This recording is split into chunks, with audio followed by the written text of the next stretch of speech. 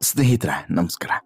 ಇತ್ತೀಚೆಗೆ ನಡುಗುವ ಕೈಗಳು, ಕೂರೋಕೆ ನಿಲ್ಲೋಕೆ ಆಗದೆ ಒದ್ದಾಟ, ಇದ್ರ ಜೊತೆಗೆ ಮಾತನಾಡೋಕ್ಕೂ ತೊದಲು, ಈ ರೀತಿಯಾದಂತಹ ಒಂದು ತೊಳಲಾಟದಲ್ಲಿ ಒದ್ದಾಟದಲ್ಲಿದ್ದಂತಹ ನಟ ವಿಶಾಲ್ ಅವರನ್ನು ನೋಡಿ ಸಾಕಷ್ಟು ಜನ ಶಾಕ್ ಆಗಿದ್ರು.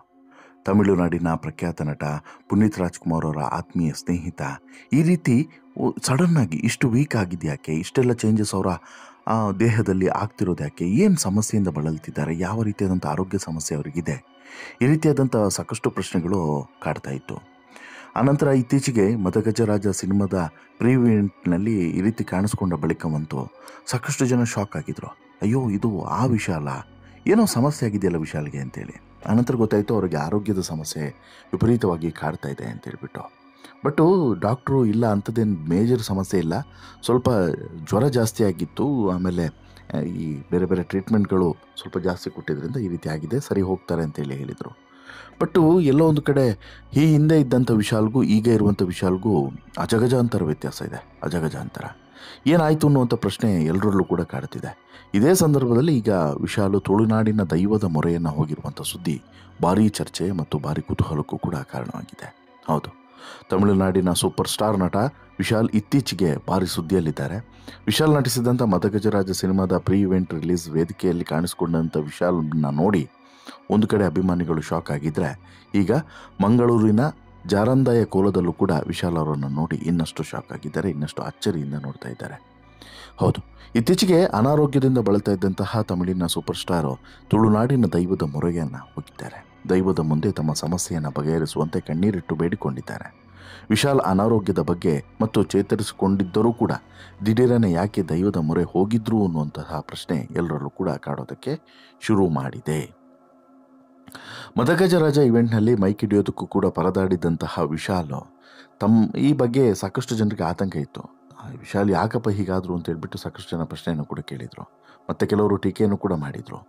ಈ ಸುದ್ದಿ ವೈರಲ್ ಆಗ್ತಿದ್ದಂತೆ ವಿಶಾಲ್ಗೆ ವೈರಲ್ ಫೀವರ್ ಇದೆ ಅಂತ ಹೇಳ್ಬಿಟ್ಟು ವೈದ್ಯರು ಸ್ಪಷ್ಟನೆಯನ್ನು ಕೊಟ್ಟಿದ್ದರು. ಹೀಗಿದ್ರೂ ಕೂಡ ಅನಾರೋಗ್ಯದ ಬಗ್ಗೆ ಟೀಕೆಗಳು ಮಾತ್ರ ಕಡಿಮೆ ಆಗಲಿಲ್ಲ.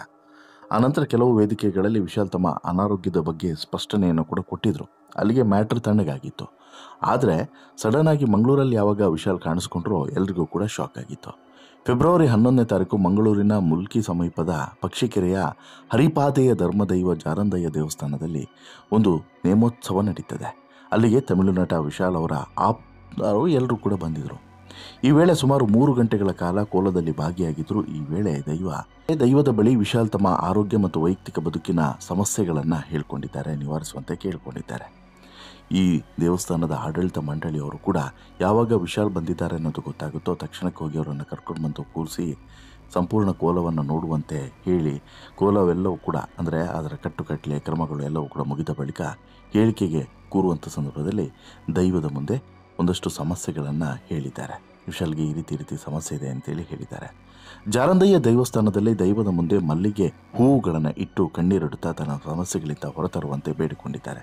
ಈ ವೇಳೆ ದೈವ ಕೂಡ ಕೈ ಸನ್ನೆಯ ಮೂಲಕ ವಿಶಾಲ್ಗೆ ಉತ್ತರವನ್ನು ಕೊಟ್ಟಿದ್ದು, ಬಹಳ ಸಮಸ್ಯೆಯಲ್ಲಿ ಇದ್ದೀಯಾ, ಹೆದರೋದು ಬೇಡ, ನನ್ನ ಮುಗ ಏರುವ ವೇಳೆ ಅಂದರೆ ಮುಖವಾಡ ವೇಳುವಂತಹ ವೇಳೆ ನಿನಗೆ ನುಡಿಯನ್ನು ಕೊಡ್ತೇನೆ, ಅಲ್ಲಿವರೆಗೂ ನಿಲ್ಲು ಅಂತೇಳಿ ಹೇಳಿಕೆಯನ್ನು ಕೊಡುತ್ತೆ ಆರಂಭದಲ್ಲಿ.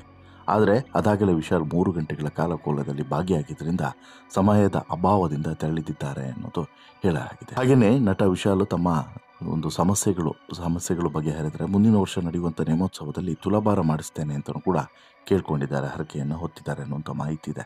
ಇನ್ನು ಉತ್ತರ ನೀಡುವುದಕ್ಕೆ ಮುನ್ನವೇ ಸಮಯದ ಅಭಾವದಿಂದ ದೈವಸ್ಥಾನಕ್ಕೆ ಮಲ್ಲಿಗೆ ಹೂವನ್ನು ನೀಡಿದಂತಹ ಪ್ರಸಾದವನ್ನು ಸ್ವೀಕರಿಸಿ ಅಲ್ಲಿಂದ ತೆರಳಿದ್ದಾರೆ ನಟ ವಿಶಾಲ್.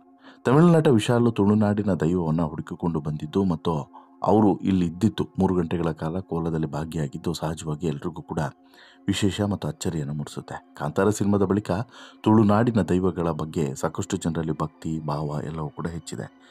ಆನಂತರ ದೈವವನ್ನು ಹುಡುಕಿಕೊಂಡು ಬರೋರ ಸಂಖ್ಯೆಯೂ ಕೂಡ ಹೆಚ್ಚಾಗಿದೆ. ಈಗ ಫಾರ್ ಎಕ್ಸಾಂಪಲು ಈ ಕೊರಗಜ್ಜನ ಮೂಲಕ್ಷೇತ್ರ ಇರ್ಬೋದು, ಕೊರಗಜ್ಜನ ಮೂಲಕ್ಷೇತ್ರ ಕುತ್ತಾರ ಪದವಿಗೆ ಎಂತೆಂತಹ ಸ್ಟಾರ್ ಸೆಲೆಬ್ರಿಟೀಸ್ಗಳೆಲ್ಲ ಬಂದೋದ್ರು, ನೀವೇ ನೋಡಿದ್ದೀರಲ್ಲ. ಹೀಗೆ ದೇಶದ ಮೂಲೆಯಿಂದನೂ ಕೂಡ ದೈವಗಳನ್ನು ಹುಡ್ಕೊಂಡು ಬರೋರ ಸಂಖ್ಯೆ ಹೆಚ್ಚಾಗಿದೆ. ಈ ಸಾಲಿಗೆ ಈಗ ವಿಶಾಲ್ ಕೂಡ ಸೇರಿಕೊಂಡಿದ್ದಾರೆ. ಬಟ್ಟು ಇಲ್ಲಿ ಕಾಂತಾರದಿಂದನೇ ವಿಶಾಲ್ಗೆ ದೈವದ ಶಕ್ತಿ ಗೊತ್ತಾಯಿತು ಅನ್ನೋದು ಒಂದು ಕಡೆ ಆದರೆ, ಕರ್ನಾಟಕದಲ್ಲಿ ಅತಿ ಹೆಚ್ಚು ಸ್ನೇಹಿತರನ್ನು ಹೊಂದಿರುವಂಥ ವಿಶಾಲ್ಗೆ ಕನ್ನಡದ ಸ್ನೇಹಿತರು ಒಂದಷ್ಟು ವಿಚಾರಗಳನ್ನು ಹೇಳಿದ ಕಾರಣಕ್ಕೋಸ್ಕರ ವಿಶಾಲ್ ಇಲ್ಲಿಗೆ ಬಂದರು. ಅನಂತರ ಇಲ್ಲಿ ಕೋಲ ನಡೀತಿದೆ ಅನ್ನುವಂಥ ಮಾಹಿತಿ ಗೊತ್ತಾದಂಥ ಕಾರಣಕ್ಕೋಸ್ಕರ ಬಂದಿದ್ದಾರೆ ಅನ್ನುವಂಥದ್ದು ಕೂಡ ಸತ್ಯ. ಇನ್ನು ಕಾಂತಾರ ಸಿನಿಮಾದಲ್ಲಿ ದೈವ ಮತ್ತು ಇಲ್ಲಿನ ನೇಮೋತ್ಸವದ ಬಗ್ಗೆ ನೋಡಿದ್ದೆ. ಇದೀಗ ಪ್ರಥಮ ಬಾರಿಗೆ ತುಳುನಾಡಿನ ನೇಮೋತ್ಸವವನ್ನು ನೋಡ್ತಾ ಇದ್ದೇನೆ. ತುಂಬ ಖುಷಿ ನೀಡಿದೆ. ನಿನ್ನೆ ಕೊಲ್ಲೂರು ಮೂಕಾಂಬಿಕೆಯ ದರ್ಶನವನ್ನು ಪಡೆದು ಇದೀಗ ಇಲ್ಲಿಗೆ ಭೇಟಿಯನ್ನು ನೀಡ್ತಾ ಇದ್ದೇನೆ. ಬೆಳೆಯುತ್ತಿರುವಂಥ ತುಳು ಚಿತ್ರರಂಗದ ಬಗ್ಗೆ ಮೆಚ್ಚುಗೆಯನ್ನು ಕೂಡ ವ್ಯಕ್ತಪಡಿಸಿದಂಥ ತಮಿಳಿನಲ್ಲಿ ಹಲವು ಸಿನಿಮಾಗಳ ಮಾತುಕತೆ ನಡೀತಾ ಇದ್ದೇವೆ ಅನ್ನುವಂಥ ಮಾತನ್ನು ಕೂಡ ಹೇಳಿದರು. ಹರಿಪಾದ್ಯ ಜಾರಂದಯ್ಯ ಅತ್ಯಂತ ಕಾರಣಿಕವಾದಂತಹ ದೈವವಾಗಿದ್ದು ನಂಬಿದವರಿಗೆ ಇಂಬುವನ್ನು ಕೊಡುವಂಥ ದೈವ ಅನ್ನುವಂತಹ ಪ್ರಖ್ಯಾತಿಯನ್ನು ಹೊಂದಿದೆ. ಇಲ್ಲಿನ ನೇಮೋತ್ಸವ ಸಂದರ್ಭದಲ್ಲಿ ಜಾರಂದಾಯನ ಪಲ್ಲಕ್ಕಿಗೆ ಆವೇಶ ಬರ್ತದೆ. ಸುಮಾರು 15 ಜನ ಸೇವಕರು ನಿಯಂತ್ರಣಕ್ಕೆ ಪ್ರಯತ್ನಿಸಿದರೂ ಕೂಡ ನಿಯಂತ್ರಣಕ್ಕೆ ಸಿಗೋದಿಲ್ಲ. ಇಂತಹ ಕಾರಣಿಕ ಹೊಂದಿರುವಂತಹ ಶ್ರೀ ಕ್ಷೇತ್ರದ ಬಗ್ಗೆ ತಿಳಿದಂತಹ ವಿಶಾಲು ಇಲ್ಲಿಗೆ ಭೇಟಿಯನ್ನು ಕೊಟ್ಟಿದ್ದಾರೆ, ದೈವದ ಮೊರೆಗೆ ಹೋಗಿದ್ದಾರೆ ಅನ್ನೋದು ಈಗ ಗೊತ್ತಾಗ್ತಿರುವಂಥ ವಿಚಾರ. ಅಲ್ಲದೆ ಇಲ್ಲಿ ಈ ದೈವಸ್ಥಾನದಲ್ಲಿ ತುಲಾಭಾರ ಸೇವೆ ಪ್ರಾಮುಖ್ಯತೆಯನ್ನು ಪಡೆದಿದ್ದು ಭಕ್ತರು ಸಮಸ್ಯೆ ನಿವಾರಣೆಗೆ ತುಲಾಭಾರ ಸೇವೆಯನ್ನು ನೀಡೋದು ಸಾಮಾನ್ಯ. ಹೀಗಾಗಿ ನಟ ವಿಶಾಲ್ ಕೂಡ ತನ್ನ ಈ ಎಲ್ಲ ಸಮಸ್ಯೆಗಳಿಂದ ಬಗೆಹರಿಸಿದ್ರೆ ಮುಂದಿನ ವರ್ಷ ನೇಮೋತ್ಸವದ ಸಂದರ್ಭದಲ್ಲಿ ಬಂದು ತುಲಾಭಾರವನ್ನು ಮಾಡಿಸ್ತೀನಿ ಎನ್ನುವಂಥ ಹರಕೆಯನ್ನು ಹೊತ್ತಿದ್ದಾರೆ ಅನ್ನೋದು ಈಗಾಗಲೇ ಗೊತ್ತಾಗಿದೆ. ಹೀಗಾಗಿ ಈಗ ವಿಶಾಲ್ ತುಳುನಾಡಿನ ದೈವದ ಬಳಿ ಬಂದಿರುವಂಥದ್ದು, ತುಳುನಾಡಿನ ದೈವದ ಬಳಿ ಕಣ್ಣೀರನ್ನು ಇಟ್ಟು ತನ್ನ ಸಮಸ್ಯೆಯನ್ನು ಬಗೆಹರಿಸುವಂತೆ ಕೇಳಿಕೊಂಡಿರುವಂಥದ್ದು ಮತ್ತೊಮ್ಮೆ ದೇಶದಾದ್ಯಂತ ಭಾರಿ ಸುದ್ದಿಯಾಗಿದೆ. ಈಗಾಗಲೇ ಕಾಂತಾರ ಸಿನಿಮಾದ ಮೂಲಕ ತುಳುನಾಡಿನ ದೈವಗಳ ಶಕ್ತಿ ಏನು ಅನ್ನೋದು ಹೊರ ಜಗತ್ತಿಗೆ ಪರಿಚಯ ಆಗ್ತಾ ಇದೆ. ಈ ನಡುವೆ ವಿಶಾಲ್ ಅಂತಹ ದೊಡ್ಡ ನಟರು ಕೂಡ ದೈವದ ಹತ್ರ ಬಂದು ತಮ್ಮ ಕಷ್ಟಗಳನ್ನು ಪರಿಹರಿಸುವಂತೆ ಕೇಳುವಂಥದ್ದು ಅತ್ಯಂತ ವಿಶೇಷ. ಹಾಗೆ ನೋಡಿದ್ರೆ ಈ ದೈವ ಕ್ಷೇತ್ರಕ್ಕೂ ಕೂಡ ಅಂತಹದ್ದೇ ಶಕ್ತಿ ಇದೆ, ಪ್ರಾಮುಖ್ಯತೆ ಇದೆ ಮತ್ತು ಇತಿಹಾಸವೂ ಕೂಡ ಇದೆ. ಇಂತಹ ಸಾಕಷ್ಟು ಸಮಸ್ಯೆಗಳನ್ನು ದೂರ ಮಾಡಿರುವಂತಹ ಒಂದು ಪವಿತ್ರ ದೈವ ಕ್ಷೇತ್ರವಾಗಿಯೂ ಕೂಡ ಜಾರಂದಯ್ಯ ಕ್ಷೇತ್ರ ಹೆಸರುವಾಸಿಯಾಗಿದೆ. ಆದರೆ ಒಂದೇನು ಅಂತ ಹೇಳಿದ್ರೆ, ಇಲ್ಲಿ 3 ಗಂಟೆಗಳ ಕಾಲ ಇದ್ದಂತಹ ವಿಶಾಲು ಅಂತಿಮವಾಗಿ ನುಡಿ ಕೊಡುವಂಥ ಸಂದರ್ಭದಲ್ಲಿ ಇದ್ದಿದ್ರೆ ಬಹುಶಃ ಇನ್ನಷ್ಟು ಸಮಸ್ಯೆಗಳಿಗೆ ಉತ್ತರ ಸಿಕ್ತಿತ್ತು ಅನ್ನೋದು ಕೆಲವರ ಅಭಿಪ್ರಾಯ. ಅಂದರೆ ಎಲ್ಲೋ ಒಂದು ಕಡೆ ವಿಶಾಲ್ ಸ್ವಲ್ಪ ಅರ್ಜೆಂಟ್ ಮಾಡಿದರು. ಒಂದಷ್ಟು ಹೊತ್ತುಗಳ ಕಾಲ ಈಗ ಅಷ್ಟೊತ್ತೇ ಇದ್ರಲ್ವಾ, ಇನ್ನೊಂದು ಸ್ವಲ್ಪ ಹೊತ್ತು ಇದ್ದಿದ್ರೆ ಬಹುಶಃ ವಿಶಾಲಿಗೆ ಈಗ ಅವ್ರಿಗಿರುವಂಥ ಸಮಸ್ಯೆ ಏನು, ಆ ಸಮಸ್ಯೆಗೆ ಪರಿಹಾರ ಹೇಗೆ, ಆಮೇಲೆ ಈ ಸಮಸ್ಯೆಗಳು ಬರೋದಕ್ಕೆ ಕಾರಣ ಏನು, ಇವೆಲ್ಲವೂ ಕೂಡ ಬಹುಶಃ ಜಾರಂದಯ್ಯ ದೈವ ಬಿಡಿಸಿ ನುಡಿಯ ಮೂಲಕ ಹೇಳ್ತಿತ್ತು ಅನ್ನೋದು ಕೆಲವರ ಅಭಿಪ್ರಾಯ. ಬಟ್ಟು ಅನಿವಾರ್ಯ ಕಾರಣ ಮತ್ತು ಕಂಟಿನ್ಯೂಸ್ ಜರ್ನಿ ಹಾಗೆಯೇ ಸಮಯದ ಅಭಾವ ಇದ್ದಂಥ ಕಾರಣಕ್ಕೋಸ್ಕರ ವಿಶಾಲ್ ನಿಲ್ಲಿಲ್ಲ ಅನ್ನೋದನ್ನು ಹೇಳ್ತಾರೆ. ಬಟ್ಟು ಎಲ್ಲೋ ಒಂದು ಕಡೆ ವಿಶಾಲ್ ಬಂದಂತಹ ಬಗ್ಗೆ ದೈವದ ಬಳಿ ಕೇಳಿದ್ದಾರೆ. ದೈವ ಕೆಲವೊಂದಷ್ಟು ಉತ್ತರವನ್ನು ಕೂಡ ಅದಕ್ಕೆ ಸಂಬಂಧಪಟ್ಟಂತೆ ಕೊಟ್ಟಿದೆ. ಅದನ್ನು ವಿಶಾಲ್ಗೂ ಕೂಡ ತಲುಪಿಸಿದ್ದಾರೆ ಅನ್ನುವಂಥ ಮಾಹಿತಿ ಇದೆ. ಜೊತೆಗೆ ದೈವದ ಪ್ರಸಾದವನ್ನು ಸ್ವೀಕರಿಸಿ ಹೋಗಿರುವಂಥ ವಿಶಾಲ್ಗೆ ಇನ್ನು ಕೆಲವೇ ದಿನಗಳಲ್ಲಿ ಅವರೆಲ್ಲ ಸಮಸ್ಯೆಗಳು ಕೂಡ ಬಗೆಹರಿತದೆ, ಎಲ್ಲದೂ ಕೂಡ ಒಳ್ಳೆಯದಾಗುತ್ತೆ ಅನ್ನುವಂಥ ಸಂದೇಶವೂ ಕೂಡ ಹೋಗಿದೆ ಅನ್ನುವಂಥ ಮಾಹಿತಿ ಇದೆ. ಅದೇನೇ ಇದ್ರೂ ಕೂಡ ತುಳುನಾಡಿನ ದೈವದವರೆಗೆ ತಮಿಳುನಾಡಿನ ಸೂಪರ್ ಸ್ಟಾರ್ ನಟನೊಬ್ಬ ಬಂದು ಶಿರಬಾಗಿ ಕಣ್ಣೀರನ್ನು ಇಟ್ಟು ಪ್ರಾರ್ಥನೆಯನ್ನು ಸಲ್ಲಿಸ್ತಾನೆ ಅಂತ ಹೇಳಿದ್ರೆ ನಮ್ಮ ದೈವದ ಶಕ್ತಿ ಇನ್ನೆಂತಹದ್ದು ಅನ್ನೋದನ್ನು ನೀವೇ ಅರಿತುಕೊಳ್ಳಿ. ಇವತ್ತಿಗೂ ದೈವವನ್ನು ಮೂದಲಿಸುವವರು ಸಾಕಷ್ಟು ಜನ ಇದ್ದಾರೆ.